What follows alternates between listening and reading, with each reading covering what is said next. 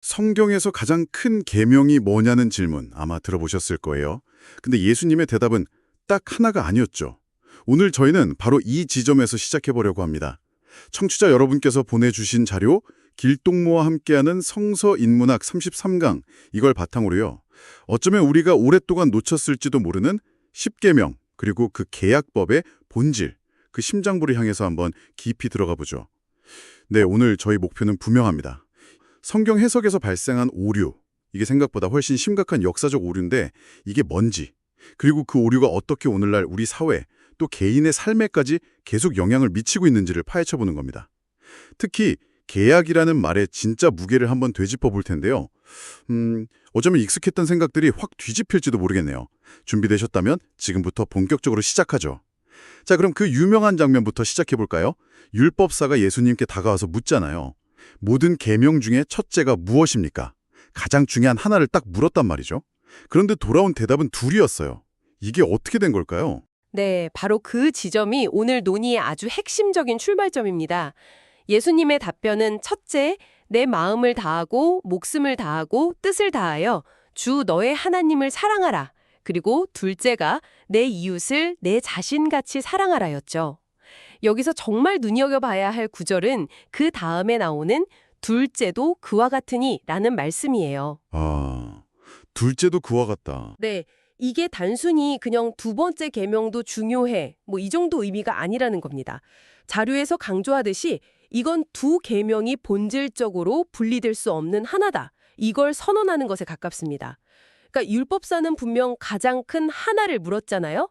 근데 예수님께서는 하나의 본질을 가진 두 측면, 즉 하나님 사랑과 이웃 사랑을 동시에 제시하신 거죠. 이 둘은 뭐랄까 동전의 양면처럼 딱 붙어 있다는 뜻입니다. 아, 둘째도 그와 같다. 이게 단순히 순서가 아니라 본질이 같다는 그런 의미였군요. 그렇다면 첫 번째 계명, 마음과 목숨과 뜻을 다해 하나님을 사랑한다. 이게 구체적으로 뭘까요? 많은 분들이 그냥 예배 잘 드리고 기도 열심히 하고 헌금하고 교회 봉사하고 이런 종교적인 활동들을 떠올리기 쉬운데 뭔가 이것만으로는 좀 부족하다는 느낌도 들거든요. 이 부분을 어떻게 설명하고 있죠? 네, 아주 정확한 질문이십니다. 흔히 종교적인 경건함이나 어떤 의례적인 행위 이런 걸로만 생각하기 쉬운데요. 예수님의 답변과 십계명 전체, 특히 마지막 계명 있잖아요. 탐내지 말라. 이걸 단순한 금지가 아니라 이웃의 기본적인 삶의 권리를 침해하지 말고 오히려 보장하라는 적극적인 명령으로 해석할 때 그 의미가 훨씬 더 구체적이고 현실적인 차원으로 확 넓어진다고 설명합니다. 아, 적극적인 명령으로요? 네. 그래서 결론부터 말씀드리자면 하나님 사랑은 결국 이웃 사랑의 구체적인 실천을 통해서만 증명된다는 거예요. 그러니까 막연한 마음 상태나 종교 의식이 아니라 우리 주변 사람들, 그들의 실체적인 삶의 문제, 특히 그들의 어떤 경제적 안정과 기본적인 생존권, 이걸 지켜주는 계약법 정신의 구현, 이것과 직접적으로 연결된다는 거죠. 계약법 정신이요? 아, 그게 조금 더 설명해 주실 수 있을까요? 계약법 하니까 뭔가 법률 조항 같고 좀 딱딱하게 느껴지기도 하는데요. 물론입니다. 성경에서 말하는 계약법은 오늘날 우리가 생각하는 그런 딱딱한 법률과는 조금 결이 다릅니다. 이건 단순한 규칙의 나열이 아니에요. 오히려 공동체 구성원 모두가 최소한의 인간다운 삶을 누릴 수 있도록 보장하는 뭐랄까 사회 경제적 시스템에 가깝다고 봐야 합니다. 예를 들면 토지를 영원히 사고팔 수 없게 해서 가난 때문에 삶의 터전을 완전히 잃는 일이 없도록 한 희년제도 같은 거요. 아, 희년제도. 네, 또 가난한 이웃에게 이자 없이 돈을 빌려주도록 한 규정이라든지 추수할 때 반 모퉁이 곡식은 남겨둬서 가난한 사람들이 그걸로 먹고 살 수 있게 한 것들. 이런 것들이 바로 이 계약법의 구체적인 내용들입니다. 그리고 바로 이런 구체적인 행동들이 하나님을 사랑하는 것과 직결된다 이런 해석인 거죠. 아하, 계약법이라는 것이 그런 거였군요. 일종의 사회적 안전망 같은 개념이었네요. 이게 뜬구름 잡는 이야기가 아니라 정말 구체적인 우리 삶의 문제와 딱 맞닿아 있는 거네요. 그렇다면 이건 우리가 오랫동안 좀 분리해서 생각해왔던 신본주의와 인본주의에 대한 생각 자체를 완전히 뒤흔드는 것 같은데요. 보통 교회에서는 인본주의라고 하면 약간 좀 부정적으로 여기는 경향이 있지 않았습니까? 바로 그 지점입니다. 그게 이 자료가 지적하는 핵심적인 역사적 오류와 딱 연결되는 부분이에요. 전통적으로 신본주의, 그러니까 하나님 중심 사상과 인본주의, 인간 중심 사상은 서로 대립하는 가치처럼 여겨져 왔죠. 그리고 많은 경우 특히 기독교 안에서는 인본주의를 세속적이고 신앙에 반하는 것, 이렇게 치부해 왔습니다. 이건 뭐 부인할 수 없는 사실이죠. 네, 그랬죠. 하지만 자료는 예수님의 가르침과 이 계약법의 정신을 통해서 볼 때 이것이 얼마나 치명적인 오해였는지를 아주 명확하게 드러냅니다. 진정한 신본주의는요, 역설적이게도 이웃사랑, 즉 인본주의의 구체적인 실천을 통해서만 완성된다는 겁니다.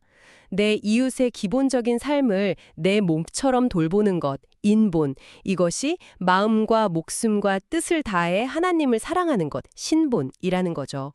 이게 어찌 보면 너무나 극진적이어서 제대로 받아들여지지 못했던 통찰인 거예요. 신본이 곧 인본이고 인본이 곧 친본이라는 이 깨달음, 이야말로 성경의 핵심 메시지였다는 거죠. 이 둘을 분리하는 순간 우리는 성경의 진짜 본질에서 멀어지게 되는 겁니다. 아주 심각한 오류죠. 신본이 곧 인본이고 인본이 곧 신본이다. 와, 이 관점에서 보면 그동안 많은 종교 공동체에서 강조해왔던 제사나 예배 같은 의례적인 행위들, 그 의미도 다시 생각해보게 되네요. 때로는 이런 의례들이 이웃사랑이라는 실천보다 훨씬 더 중요하게 여겨지기도 했잖아요. 맞습니다. 그리고 바로 그 부분이 성경 해석에 있어서 얼마나 심각한 오류가 오랫동안 지속되어 왔는지를 보여주는 또 다른 증거라고 할 수 있습니다. 자료는 구약의 이사야서 말씀을 아주 강력한 근거로 제시하는데요. 하나님께서 이런 말씀을 하세요. 누가 내 성전 문 좀 닫아주었으면 좋겠다. 문을 닫아달라고요? 네. 심지어 너희가 가져오는 기름과 내장 타는 그 역겨운 냄새를 더 이상 참을 수 없다. 이렇게 외치시는 장면이 나옵니다. 당시 사람들은 비싼 소와 양을 제물로 바치고 아주 화려하게 제사를 드리는 것, 이게 하나님을 가장 잘 섬기는 길이라고 굳게 믿었거든요.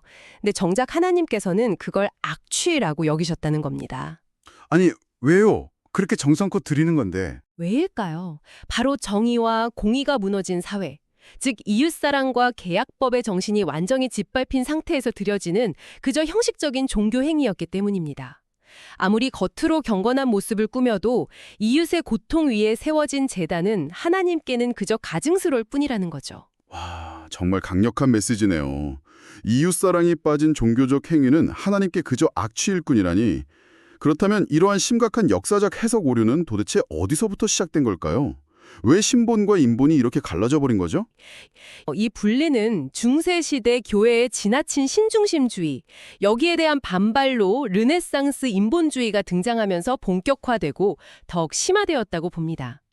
인간의 가치와 이성을 강조하는 인본주의에 맞서서 기독교는 신본주의를 더 강하게 내세우면서 서로 막 대립하는 구도로 만들어버린 거죠. 아, 그 대립구도 속에서. 네, 바로 이 과정에서 기독교는 성경의 가장 핵심적인 메시지, 즉 신본이 곧 인본이라는 이 너무나 중요한 연결고리를 놓쳐버리는 정말이지 심각하고도 치명적인 역사적 오류를 저지르게 됩니다. 이건 단순히 신학적인 견해 차이 이 정도 수준이 아니에요. 성경 전체를 관통하는 본질적인 가르침을 완전히 왜곡시킨 중대한 문제입니다. 지난 수백 년간 교회 강단에서 인본주의는 위험해, 잘못된 거야 이렇게 가르쳐온 배경에는 바로 이러한 역사적인 대립구도 그리고 그로 인한 성경 본질에 대한 깊은 오해가 자리 잡고 있는 겁니다. 이게 정말 심각한 거죠. 신본과 인본의 분리가 성경의 핵심을 놓치게 만든 그렇게나 심각한 역사적 오류였다니 정말 충격적입니다. 그렇다면 진정한 신앙이란 결국 하나님을 섬기는 가장 중요한 방식으로서 인간의 구체적인 삶의 문제 해결과 공동체 안녕, 그러니까 인본을 최우선으로 여기는 것이다. 이렇게 정리할 수 있겠네요. 네, 그렇게 볼 수 있습니다. 이게 처음에는 굉장히 혁명적으로 들릴 수 있어요. 하지만 이것이 성경 본래의 가르침, 특히 창조 이야기의 의미와도 더 깊이 부합한다고 자료는 설명합니다. 우리는 보통 불완전한 인간이 완전하신 하나님을 위해서 뭔가를 해야 한다, 이렇게 생각하잖아요. 네, 그렇죠. 근데 자료는 관점을 한번 뒤집어 보라고 제안합니다. 생각해보면 완전하신 하나님께 불완전한 우리가 뭘 해드릴 수 있을까요? 우리의 헌금이 그분께 보탬이 될까요? 우리의 찬양이 그분의 영광을 더할까요? 그렇게 생각해 보니 좀 이상하긴 하네요. 그렇죠. 논리적으로 잘 안 맞죠. 오히려 반대로 완전하신 하나님께서 불완전한 인간을 위해 일하시고 존재하신다고 보는 것이 훨씬 더 타당하다는 겁니다. 하나님께서 인간을 당신의 형상대로 만드시고 이 세상을 돌보는 대리인으로 세우셨다. 이 성경의 가르침과도 정확히 일치하는 거죠. 이건 곧 인간의 존엄성과 역할이 그만큼 중요하다는 걸 의미합니다. 하나님을 위한다면서 인간을 소홀히 한다? 이건 근본적으로 모순이라는 거예요. 와, 하나님께서 인간을 위해 존재하신다. 정말 관점의 대전환인데요. 이런 생각들이 우리에게 이렇게 낯설다는 것 자체가 어쩌면 우리가 얼마나 오랫동안 그 역사적 오류 속에 깊이 빠져 있었는지를 보여주는 반증일 수도 있겠다는 생각이 드네요. 네, 맞습니다. 그리고 더 흥미로운 지점은요. 자료가 이러한 인간 중심 혹은 인본 신본 사상이 놀라울 정도로 우리의 고대 사상과 깊은 공명을 일으킨다는 사실을 발견했다는 점입니다. 한국의 고대 사상이요? 어떤 점에서 그렇게 유사하다는 건가요? 와, 정말 놀라운데요. 네, 저도 이 자료를 보면서 정말 깜짝 놀랐습니다. 몇 가지 핵심적인 부분만 한번 짚어볼게요. 첫째, 고조선의 건국인형인 홍익인간. 널리 인간 세상을 이롭게 하라는 정신이죠. 이건 그냥 구호가 아니에요. 공동체의 실제적인 안녕을 최우선 가치로 삼는다는 선언입니다. 그리고 이걸 실현하기 위한 방법론으로 제세이화를 제시하는데요. 이건 합리적이고 과학적인 방식으로 세상의 문제를 해결해서 백성을 편안하게 한다는 의미거든요. 삼국유사 기록을 보면 특히 곡식 문제, 그러니까 식량 문제죠. 그리고 질병, 건강 문제, 또 형벌, 정의와 질서 문제, 이걸 해결하는 걸 중요하게 여겼다고 나오는데 이게 앞서 살펴본 성경의 계약법이 사람들의 기본적인 삶의 문제를 해결하려는 정신과 정확히 딱 맞닿아 있다는 겁니다. 아, 정말 그러네요. 먹고 사는 문제, 건강 문제, 정의 문제. 네. 둘째로는 하늘과 땅 그리고 그 중심에 인간을 동등하게 중요하게 여기는 천지인 사상입니다. 인간을 그냥 자연의 일부가 아니라 우주의 핵심 요소로 파악하는 깊은 통찰이죠. 셋째는 인간 자체를 우주의 궁극적인 가치로 보는 인극사상, 그리고 백성을 나라의 근본으로 삼는 민본사상입니다. 여기서 더 나아가서 모든 사람이 차별 없이 함께 잘 사는 대동사회를 이상으로 꿈꿨다는 점. 이건 정말 놀랍습니다. 복지 차원을 넘어서는 근본적인 평등과 공동체에 대한 열망을 보여주는 거죠. 대동사회. 마지막으로 조선 후기 동학에서 나온 인내천, 즉 사람이 곧 하늘이다 라는 선언, 그리고 사인여천, 사람 섬기기를 하늘 섬기듯 하라는 가르침입니다. 이것이야말로 정말 인본주의의 정수라고 할 수 있는데 앞서 우리가 확인한 이웃사랑이 곧 하나님 사랑이라는 예수님의 가르침과 정말 소름 돋을 정도로 유사하지 않습니까? 와, 진짜 소름이 돋네요. 성경의 핵심 가르침과 이렇게까지 깊이 통하는 철학이 우리 역사 속에 면면이 이렇게 이어져 내려왔다니 우리가 어쩌면 우리 스스로의 문화적 유산에 대해서 너무 모르고 있었던 건 아닌가 이런 생각까지 듭니다. 바로 그 점입니다. 자료는 오늘날 전 세계를 강타하고 있는 한류 현상 있잖아요. 그 저력을 분석하면서 이게 단순히 세련된 문화 콘텐츠나 경제 성장 이것 때문만은 아닐 수 있다고 지적합니다. 많은 전문가들은 한국 문화 깊숙한 곳에 흐르는 바로 이 인간 존중, 공동체 의식, 평등을 향한 열망, 즉 홍익 인간 정신이 인종과 문화를 넘어서 세계인들의 어떤 보편적인 정서에 깊은 공감을 불러일으키는 핵심 동력일 수 있다. 이렇게 분석하고 있어요. 아, 한류의 근원에 그런 정신이 있을 수 있다는 거군요. 네, 이것은 정말 중요한 시사점을 던져줍니다. 어쩌면 한국 문화가 서구 기독교가 앞서 지적한 그 심각한 역사적 오류 속에서 놓쳐버리고 왜곡했던 인본 신본이라는 성경의 본질적인 가치를 역설적이게도 더 온전하게 품고 있었을 가능성, 이걸 보여주는 것일 수 있다는 겁니다. 물론 우리 사회가 이 정신을 완벽하게 구현하고 있다 이런 뜻은 아니에요. 하지만 적어도 그 문화적 DNA만큼은 아주 강력하게 남아있다는 거죠. 서구 기독교가 놓친 성경의 본질을 우리 문화 DNA가 간직하고 있었을 수 있다. 정말 흥미로우면서도 많은 생각을 하게 만드는 가설이네요. 하지만 여기서 우리가 절대 놓쳐서는 안 될 이 자료가 정말 가장 강조하는 냉엄한 현실이 있습니다. 네, 어떤 현실인가요?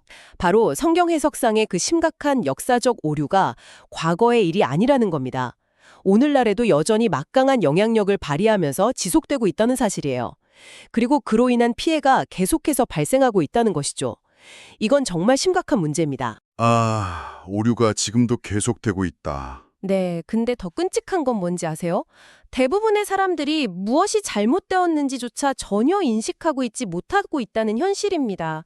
이게 문제의 심각성을 정말 배가시키는 거예요. 신본과 인본이 분리된 잘못된 가르침 속에서 자라나서 하나님을 사랑한다고 입으로는 고백하면서도 바로 옆에 있는 이웃의 고통에는 너무나 무관심하거나 사회 구조적인 악에는 그냥 눈 감아버리는 이런 모순적인 신앙 행태가 너무나 만연해 있다는 겁니다. 문제인데 문제인 줄도 모른다는 거군요. 그렇죠.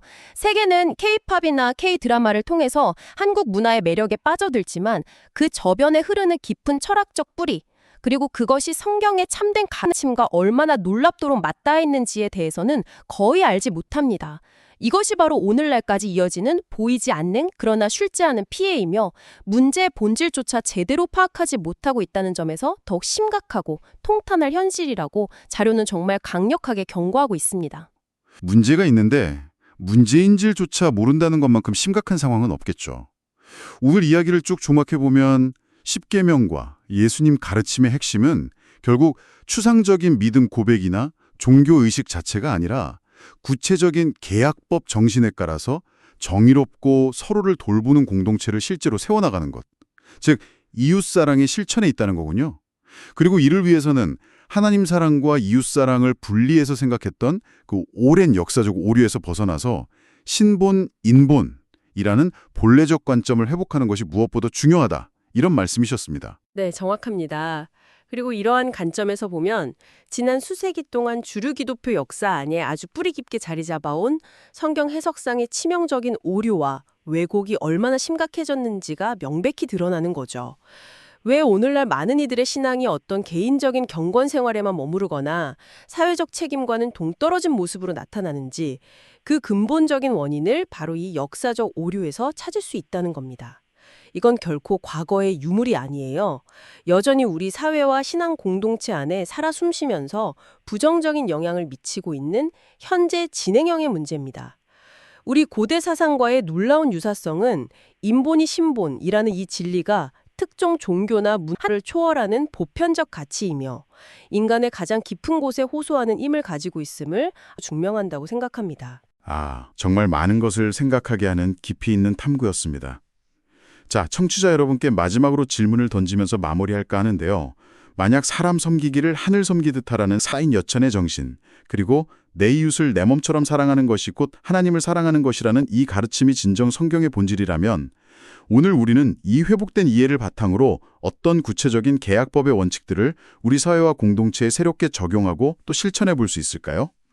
전통적인 종교활동의 틀을 좀 넘어서서요. 21세기 우리가 함께 꿈꾸고 만들어가야 할 진정한 대동사회의 모습은 과연 무엇일지 오늘 이 시간을 통해서 각자의 자리에서 한번 깊이 고민해보는 계기가 되셨기를 바랍니다.